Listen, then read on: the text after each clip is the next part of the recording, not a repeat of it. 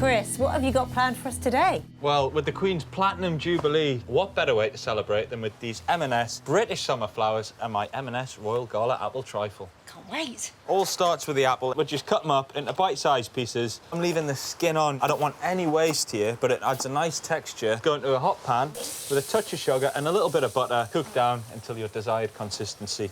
Now, I've got this M&S Madeira cake. Same sort of size as the apple. Now the cream. Splash of vanilla, and then in there with a whisk. Right, bit of that goes in there. And then M&S Madagascar vanilla custard.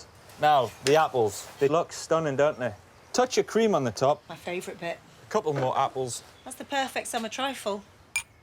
British summertime, British flowers, British trifle. And to top it off, some M&S Bramble Hill British sparkling wine. Cheers. Next time, we're in Lancashire finding out about M&S Sweet Rosso tomatoes.